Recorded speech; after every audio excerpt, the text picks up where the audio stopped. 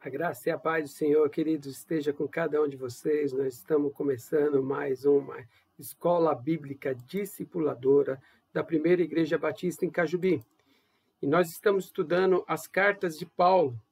E nós terminamos a semana passada de estudar as cartas de Paulo a Gálatas. E agora começaremos a estudar a carta de Paulo a Efésios. Então eu quero convidar vocês para juntos estudarmos o capítulo 1 e 2 de Efésios, onde Paulo tem muita coisa para nos explicar, para falar, para nos ensinar. Mas antes de nós começarmos esse estudo, antes de nós começarmos a nos aprofundar nesse estudo, eu quero convidar você a orar. Vamos orar, vamos pedir a Deus a sabedoria, entendimento, em tudo isso que nós vamos aprender no estudo de hoje. Oremos. Grandioso Deus, Pai querido, Pai amoroso, eu quero te louvar, engrandecer o teu nome, te pedir, Senhor, que o Senhor fale no coração de cada um que está nos ouvindo, Deus, que nós possamos aprender e entender da tua palavra, Pai. Usa a minha vida, Deus, para transmitir aquilo que o Senhor já colocou no meu coração. E assim eu oro, já agradecidos, no nome precioso de Cristo Jesus. Amém. Amém, meus queridos? Então, hoje nós estamos estudando a 6ª lição da nossa Escola Bíblica Discipuladora, onde nós vamos aprender os aspectos essenciais da doutrina da salvação. Então, hoje nós vamos falar sobre a doutrina da salvação, que está no capítulo 1 e 2 da carta de Paulo a Efésios. Né? Então, o texto, né, o tema do estudo de hoje vai falar sobre isso para nós. E nós temos alguma coisa para aprender. Né? Qual é o objetivo do estudo, né, dos aspectos essenciais da doutrina da salvação? Primeiro, é compreender que não há escape para a vida do homem sem Jesus e sem a salvação. Descrever os aspectos essenciais da doutrina da salvação. Agradecer a Deus a grande salvação dada por Jesus Cristo. Aí nós vamos estudar, nós vamos nos aprofundar e entender que sobre a doutrina da salvação, sobre aquilo que Deus mandou o seu Filho, nos deu o seu Filho, Jesus Cristo, né, para fazer por nós, para entender, para nós compreender e estudar nessa noite. Né? Mas antes de nós começarmos, nós temos o texto áureo desse estudo de hoje, que está lá na carta de Paulo a Efésios, capítulo 2, versículo 8 e 9, que diz assim: porque pela graça sois salvos, por meio da fé. Isto não vem de vós, é um dom de Deus. Não vem das obras, para que ninguém se glorie. Então, esse é o tema, vamos falar assim, o texto principal do estudo de hoje está nesse texto que nós acabamos de ler, né? Porque pela graça, né? Pela graça de Deus que nós somos salvos. Não é? E por meio da fé. A fé em quem? Em Cristo Jesus. Não é por mim nem por você, mas é um dom de Deus. Tá? E é isso que nós vamos estudar agora, nós vamos compreender, nós vamos entender. Né? Hoje iniciaremos, né, como eu falei, a estudar a carta de Paulo aos Efésios, denominada a carta do corpo de Cristo. Nesse estudo, por meio da exegese de texto, nós vamos abordar os aspectos essenciais da doutrina da salvação. Tema de grande relevância, né, para a nossa vida cristã, para o nosso dia a dia. Como nós, como cristão, podemos aprender isso e compreender sobre isso. Mas nós vamos ver que o primeiro aspecto, ele vem aqui, a graça de Deus restaura o homem para o louvor e a glória de Deus. Olha que ele fala no texto de Efésios, capítulo 1, versículo 6 em diante, que diz assim, né? Para o louvor da glória de sua graça, que ele nos concedeu gratuitamente no amado. Por causa da natureza, por causa dessa natureza, e pelo sacrifício, né, de Deus, pela eficácia da nossa redenção, em quem temos a redenção pelo sacrifício de Jesus Cristo na cruz, como objetivo de recebermos a remissão dos nossos pecados, porque a graça de Deus é grande e faz parte do seu tesouro. Olha que interessante. Olha que Paulo está falando para a igreja de Éfeso, né? Que por causa da natureza do preço e da eficácia da nossa redenção, né? Podemos afirmar que a graça de Deus é grande, enorme e faz parte do seu tesouro, né? Faz parte da essência de Deus para nós. Ele já sabia disso, ele já planejou isso, e isso nós precisamos entender e compreender, né, que somente pela graça de Deus que nós podemos ter a salvação. E algumas coisas para nós aprendermos e discutirmos. Temos a mais importante e real segurança da nossa fé, ter nascido de novo com um propósito bem definido. Claro que ninguém é inquestionável, que é para o louvor da glória de Deus. Tudo o que você faz converge para a glória de Deus. Tudo o que você realiza converge para a glória de Deus. E nós vamos entender alguma coisa, precisamos entender. Paulo diz que estávamos mortos. E esta é a situação verdadeira daqueles que estavam fora de Cristo Jesus. E por isso nós precisamos buscar entender. Muitos estão preocupados em mais do que ter, do que ser. Nós precisamos nos preocupar com a nossa salvação. Nós precisamos fazer a vontade de Deus. Nós precisamos ministrar isso no nosso coração, deixar isso agir na nossa vida. Tudo que você faz tem apontado para a glória de Deus? Nós estamos vivendo esses dias difíceis no nosso dia a dia, com essa pandemia, com essa situação. Mas o que você está fazendo está apontando para Deus?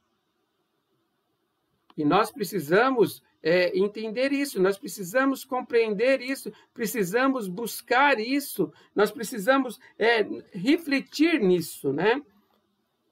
Esse é o aspecto da essência da doutrina da salvação.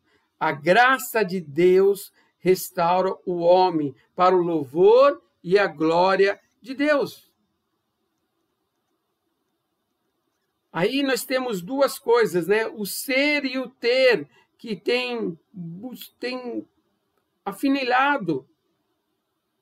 Em Cristo nós fomos feitos como herdeiros. E nós, com Deus, com Cristo, nós somos co-herdeiros. Deus trabalhou em nossa vida, está trabalhando em nossa vida, nos fazendo de novo, restaurando, fomos regenerados, nós fomos transformados em Cristo Jesus. Nós passamos de ser uma nova pessoa.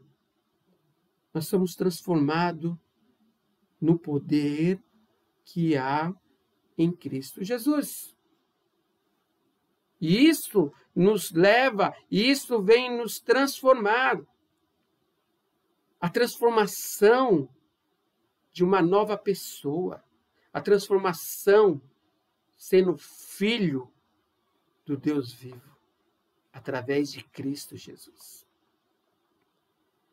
Segundo aspecto desse estudo de hoje, que fala sobre a graça de Deus restaura o homem, vivificando-o em Cristo Jesus. Olha que ele fala no texto de Efésios, capítulo 2, versículo 1, que diz assim: Ele lhes deu vida quando vocês estavam mortos em suas transgressões e pecado.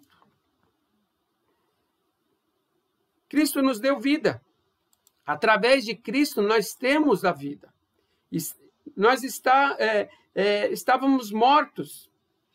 Esta é a situação verdadeira daquele que estão fora de Cristo Jesus. Estão verdadeiramente mortos. Mas em Cristo há vida. Através de Cristo nós temos a vida. E Paulo fala, e diz que estávamos mortos. E essa é a situação verdadeira daqueles que estão fora de Cristo Jesus. E através de Cristo o homem vive distante do Senhor, em rebeldia espiritual, em fracasso, em transgressões, em pecado, longe do ideal, longe da vontade de Deus, daquilo que Deus tinha planejado para nós. E nós estávamos longe, e através de Cristo agora nós podemos voltar, nós podemos ter essa tipo de ligação, nós podemos voltar a ter algo com Deus, algo que venha de Deus, né? E aí, para nós aprender um pouco, mesmo que o cotidiano das coisas possam apresentar e representar vida, o homem espiritualmente está morto. O pecado continua a fazer estrago na vida pessoal e, consequentemente, na sociedade. Ele vos deu vida. Fomos vivificados por Cristo. Através de Cristo nós temos vida. Através de Cristo nós somos feito tipo de uma transfusão de sangue. Nós recebemos o sangue de Cristo Jesus, que nos dá vida em abundância. E fomos vivificados em Cristo Jesus. É isso que nós temos, e é isso que nós aprendemos através disso. O homem que vive distante do Senhor, em rebeldia espiritual, é um fracasso. É um verdadeiro fracassado. O homem sem Deus, no ensino de Paulo, vive segundo o curso desse mundo mal, perverso, desse mundo que já é do maligno. No final, os seres humanos são desanimados, eles estão mortos. Essa é a situação que os homens estão vivendo hoje, aqueles que não têm Cristo na sua vida. Através de Cristo nós recebemos a vida. Através da graça de Cristo, nós somos salvos. Por isso que Paulo estava falando isso e ensinando a igreja de Éfeso. Terceiro aspecto que nós vamos ver no estudo de hoje: a graça de Deus nos elegeu em Cristo para a salvação. O texto de Efésios, capítulo 1, versículo 4, diz assim: Antes da fundação do mundo, Deus nos escolheu nele para sermos santos, irrepreensíveis diante dele, em amor.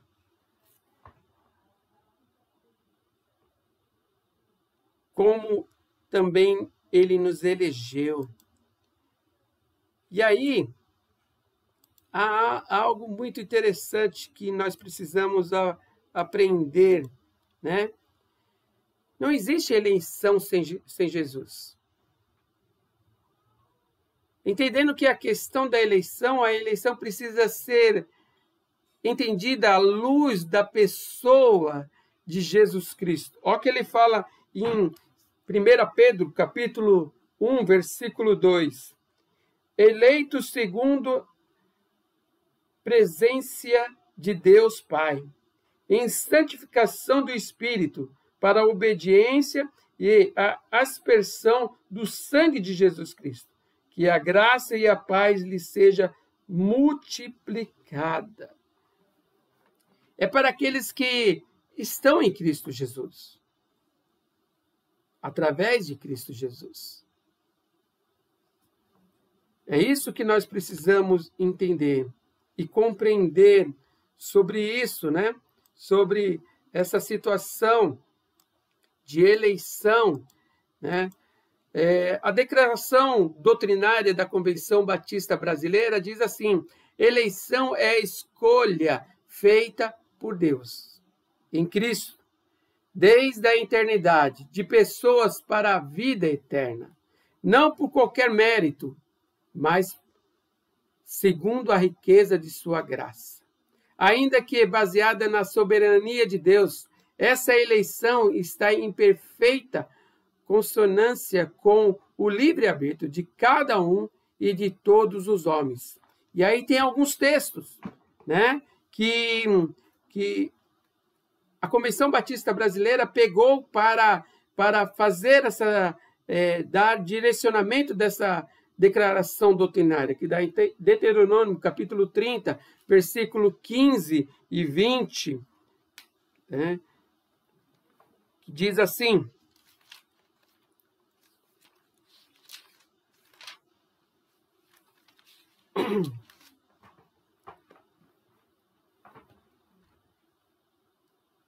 Deuteronômio, capítulo 30, versículo 15 a 20, que diz assim: vejam, hoje coloco diante de vocês a vida e o bem, a morte e o mal. Se guardarem o mandamento que hoje lhes ordeno, e os seus estatutos e os seus juízos, então vocês viverão e se multiplicarão. E o Senhor, o seu Deus, os abençoará na terra em que estão entrando para dela tomar posse. Mas, se o coração de vocês se desviar e não quiser ouvir, mas forem seduzidos, se inclinarem diante de outros deuses e os servirem, então hoje lhes declaro que certamente perecerão. Não permanecerão muito tempo na terra na qual passarão o Jordão. Vocês vão entrar para dela tomar posse. Hoje tomo o céu e a terra por testemunho contra vocês, que lhes propus a vida e a morte, a bênção e a maldição.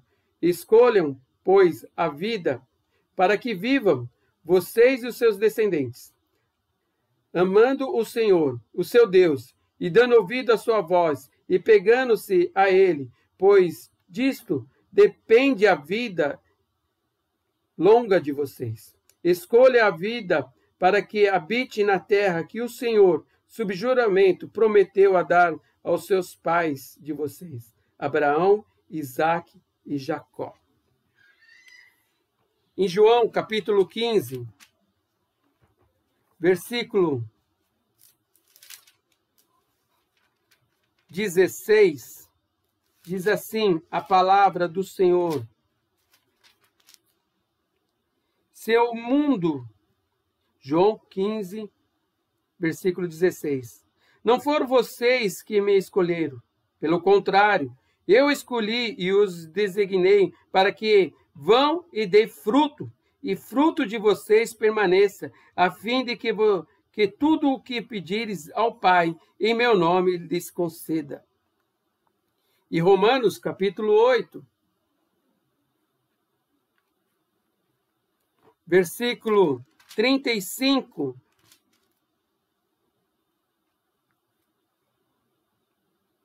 a 39, que diz assim: quem nos separar do amor de Cristo? Será a tribulação, ou a angústia, ou a perseguição, ou a fome, ou a nudez, o perigo, ou a espada? Como está escrito, por amor a ti somos entregues à morte continuamente. Fomos considerados como ovelha para o matador. Em todas as coisas, porém, somos mais que vencedores, por meio daquele que nos amou. Porque eu estou bem certo de que nem a morte, nem a vida, nem os anjos, nem os principados, nem as coisas presentes, nem por vir, nem os poderes, nem a altura, nem a profundidade, nem qualquer outra criatura poderá nos separar do amor de Deus que está em Cristo Jesus, o nosso Senhor. Olha que interessante. É baseado nesses trechos da palavra de Deus, baseado na palavra de Deus. A Convenção Batista Brasileira ela fez essa declaração doutrinária sobre a eleição, onde a escolha é feita por Deus. É Ele que nos escolheu primeiro. É Ele que escolheu você. E nós somos escolhidos por Deus para livrar, para trabalhar, para agir, para propagar o Evangelho de Cristo Jesus. Por isso que nós precisamos aprender sobre isso, entender sobre isso.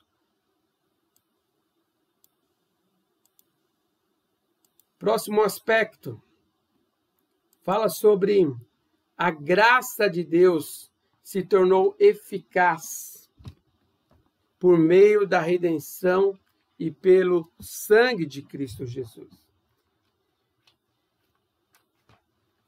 Efésios, capítulo 2, versículo 13, diz assim: mas agora, em Cristo Jesus, vocês que antes estavam longe, foram aproximados pelo sangue de Cristo Jesus.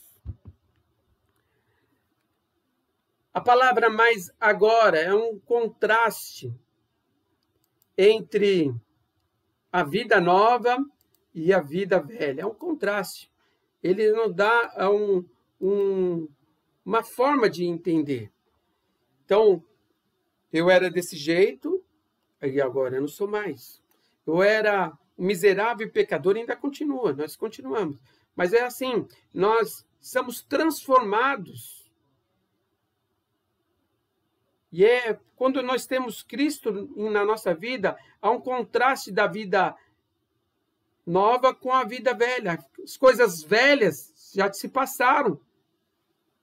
E se tudo se faz novo, tudo é transformado. Em Cristo Jesus, Jesus desfez tudo de mal que havia em nossa vida, de forma da condenação por causa do nosso pecado. Ele nos perdoa, Ele nos purifica, Ele vai agir. Vieste para perto pelo sangue de Cristo Jesus. A graça de Deus fez com que o sangue de Cristo Jesus derramado fosse eficiente e eficaz. É como se você tivesse doente e tomasse um remédio e então desse a cura. O sangue de Cristo Jesus é a cura para toda a humanidade. Somente Cristo Jesus, Ele é que salva, que nos purifica, nos transforma e que nos dá vida. Através de Cristo, nós temos a vida. Ele é o caminho, Ele é a verdade, Ele é a vida. Através dele, nós podemos nos chegar até ao Pai. E por isso que ele tem, nós precisamos ter isso na mente e no coração. Né? A graça de Deus tornou-se eficaz por meio da redenção pelo sangue de Cristo Jesus. Não foi por um acaso que Cristo morreu naquela cruz. O sangue dele que foi derramado, não foi. Foi muito valioso. Foi muito eficaz. Ali naquela cruz, Cristo venceu Satanás. Ele venceu a morte. Ele ressuscitou. Ele está vivo. E através dele, nós vamos ter vida. E vida em abundância.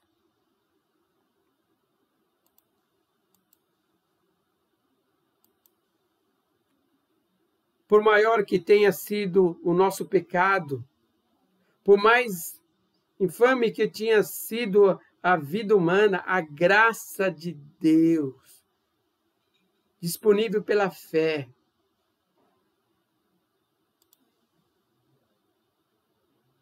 é enorme e capaz de cobrir todos o tipo e tamanho de pecado.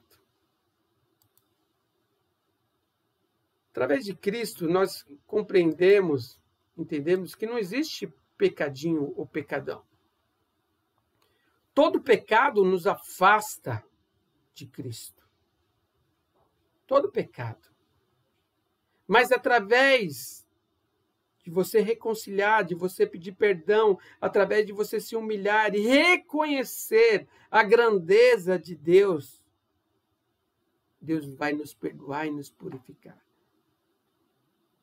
Por isso, por meio do que tenha sido o maior pecado, por mais infame, mais grave que seja, Cristo, Ele perdoa, nos purifica e nos restaura. Olha que interessante, olha que Paulo estava ensinando para a igreja de Éfeso e está nos ensinando hoje. Nós somos miseráveis pecadores, sim, mas Cristo, somente Cristo pode nos perdoar, pode nos purificar, pode nos restaurar, pode nos dar vida e vida abundante. Através dele, nós podemos ver isso. Outro aspecto que nós podemos ver é a graça de Deus nos coloca na condição de membro da família de Deus. Olha que ele fala na carta de Paulo ao Efésios, capítulo 2, versículo 19, diz assim: assim, vocês não são mais estrangeiros e peregrinos, mas concidadãos dos santos e membros da família de Deus. Quando nós aceitamos a Jesus como seu único, suficiente Salvador da nossa vida, nós passamos a fazer parte dessa família. Passamos a ser membros dessa família, membros da família de Deus. A salvação, né? A salvação nos colocou na condição de família de Deus. E isto vai mostrando, né? A família de Deus é composta pelos filhos que ele adotou por meio de Jesus Cristo. Olha só.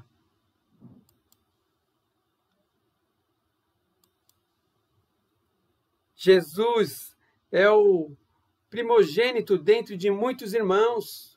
Como um Pai perfeito, nosso Deus ama a todos os seus filhos em uma medida. É igual ao amor de mãe com os filhos. Mas o amor de Deus para conosco é incondicional. Não há divisão e nem acepção de pessoas. Na família de Deus, todos somos iguais. Todos nós somos filhos de Deus. Todos nós somos irmãos em Cristo Jesus. Através de Cristo Jesus, nós somos irmãos e passamos a ser tudo filhos de Deus. Uma grande família. Uma família abençoada. uma família de irmãos que adoram, que glorificam em espírito e em verdade. O estudo de hoje foi muito interessante. Estudamos os aspectos essenciais da doutrina da salvação. O assunto aqui que foi tratado, foi posto para nós, diz assim: a graça de Deus nos elegeu em Cristo para a salvação. E o desafio aqui é com base em Efésios 1 e 2, capítulo 1 e 2, fazer um mapa do plano da salvação. Para nós termos isso em mente, né? no nosso coração. E algumas coisas que a gente possa entender e compreender, né? Como viver os aspectos essenciais da salvação. Primeiro, decida viver para a glória e louvor do Senhor. Tudo o que fizer, faça convergindo para a glória dele, glória do Senhor. Segundo, decida mesmo a não mais viver para o pecado, porque fomos vivificados. Repetir, não permita, decida mesmo a não mais viver para o pecado, porque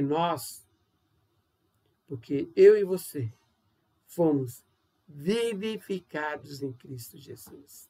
Terceiro, jamais se ensoberbeça por fazer parte da família de Deus. Lembre-se, sempre que foi pela graça, somente pela graça, nós somos salvos. Somente pela graça de Deus que nós somos salvos. Amém? Que Deus abençoe cada um de vocês. Até o nosso próximo estudo, que você possa aprender. Medite no capítulo 1 e 2 de Efésios, para que Deus possa falar no seu coração e mapeia a sua salvação. Fica na paz, que Deus abençoe cada um de vocês, em nome de Jesus.